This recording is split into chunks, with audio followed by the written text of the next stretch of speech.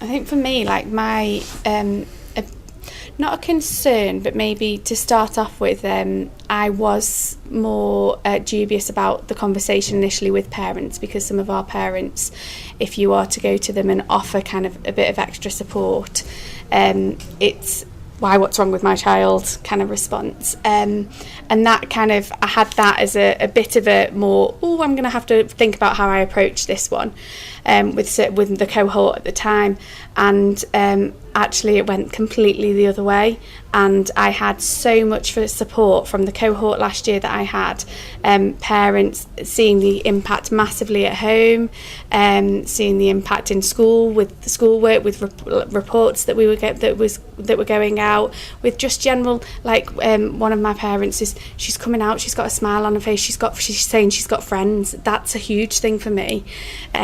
So parent wise, I think we've got them kind of on board with the cohort that we've been working with more so recently. I think I'd like to get it out there a bit more. We tend to invite some of the parents in, and they've really enjoyed those sessions as well. I think it's done the world of good as well, because we've been holding nurture assemblies where parents have been invited to those. Some parents come along, so it's just raising that awareness for parents that it's not necessarily specific children though either that need this. Every child, if you're doing this approach, every child is going to benefit from it, regardless of whether on a Vauxhall profile they'd come out as where we would like a typical child to be. Every child will benefit from it, and that's kind of the approach that we've taken with staff as well, because originally, staff weren't aware of the nurture groups, weren't aware of the award, the principles. We've done a lot of work with staff around that. They have been 100% behind us, and that's really key.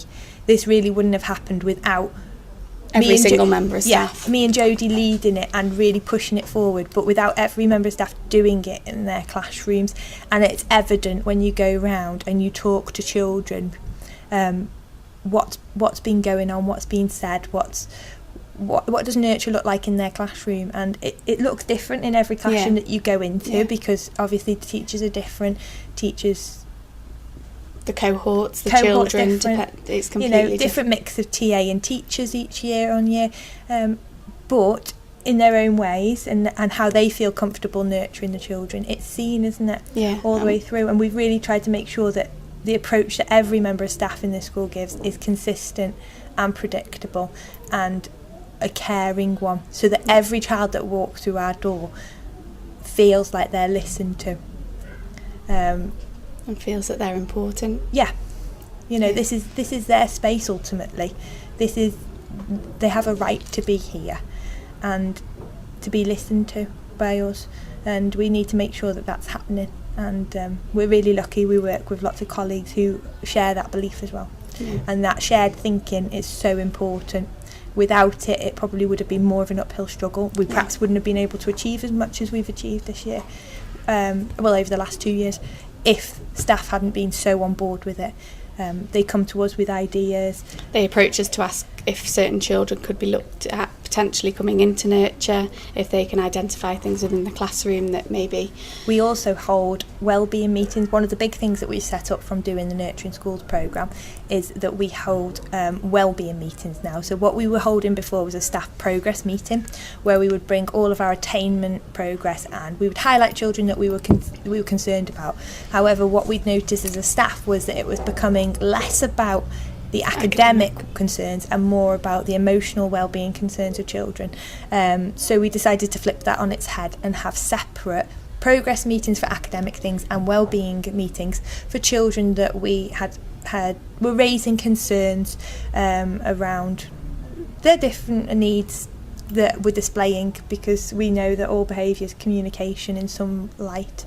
And that team was made up from ourselves as nurture practitioners, our Senko, our head teacher, our deputy head teacher, and any class teacher if they wanted to come. We designed a sheet so that it wasn't going to be time consuming for the teacher, who they could fill one of these out with any concerns on, give it to any member of the wellbeing team, and then that child would be discussed at that meeting, and if there was a possibility of an intervention available, highlighting the need for that child to have an intervention. Then at the wellbeing meetings we would go through our lists of children, and we would go through and see if there was an intervention, which intervention is best suited to support that child, whether it be group work, whether it be one-to-one, whether it be a higher level than a nurture group. And actually we needed to take this perhaps to a play therapist, somebody who's more trained than we are to deliver it. And that for us worked really, really well. That's helped us pinpoint and get making sure interventions are done as well. So and consistent as well. Yeah. They've got them consistent members of staff. They've got those relationships that they can build on with those particular children, and likewise the children building on them and having that trusted adult that they can go to, because some of us adults are fortunately primary caregivers for those children. So yeah, it's just that's really helped, and it's helped staff as well, I think, to feel more supported in the classroom around children's emotional and social well-being, because as a class teacher, prior to knowing any of this, you can see there's something not quite right, and other than giving them a little chat and a talk on your own, there didn't feel like there was an awful lot I could give that child apart from that occasional smile and a hug and an open door. I didn't feel like there was much I could offer, whereas now as a teacher I feel like I could put my concerns into a wellbeing team. They can then get back to me with things that they could offer this child, a TA that he could go and see for one hour a week, or this Lego therapy that could happen for half an hour every day.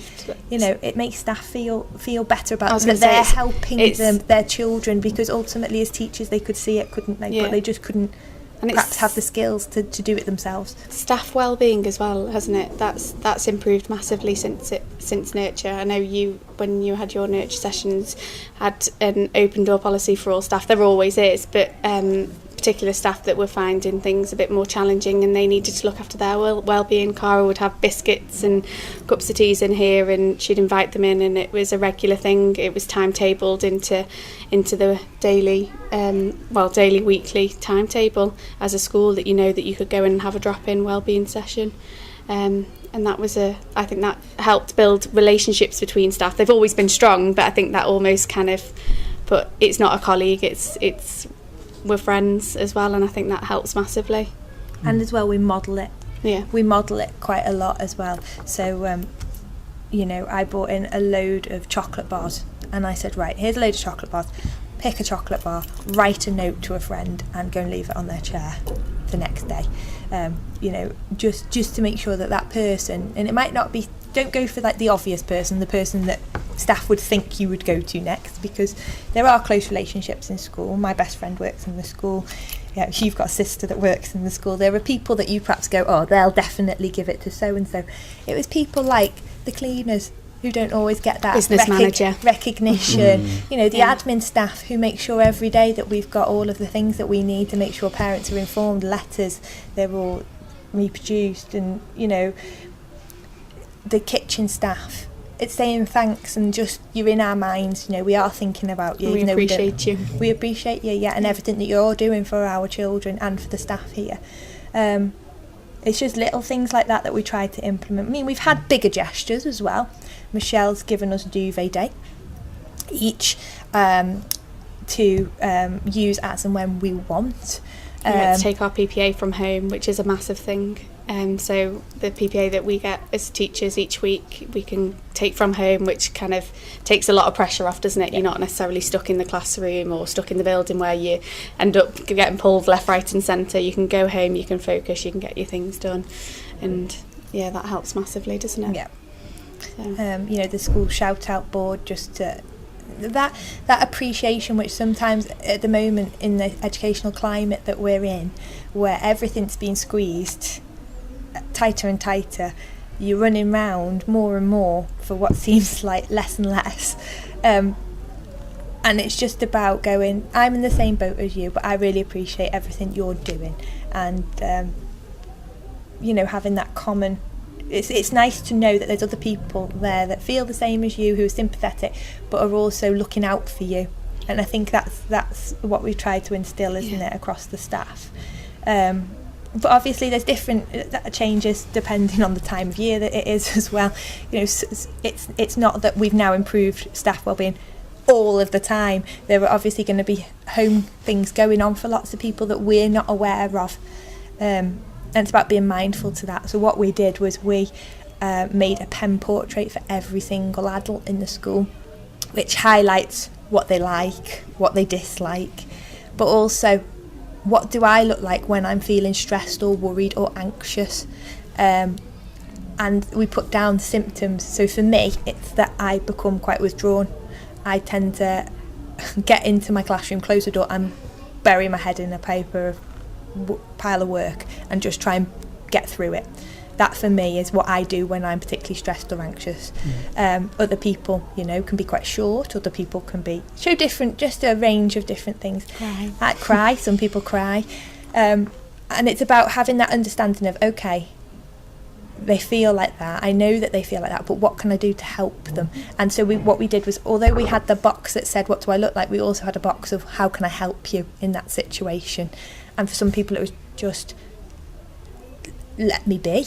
For some people it was, make me a cup of tea, let me get it off my chest and I'm fine. For some people it's, you know, let me speak to that one person in the school that I feel that deepest connection to. Let me speak to them, let me air it with them, and then I feel like I've got it off my chest and I'm all right again. Because everybody handles it differently, and it's about having that shared understanding of, you know, the emotional literacy of staff and children. And ultimately, because it's hard to read sometimes for some adults as well as children. So without our mental well-being and our well-being there, we can't then deliver what we're delivering to our children, and ultimately they're the ones that are gaining and getting so much impact from the nurture that we provide here, the nurture in school. Yeah, it makes a massive difference.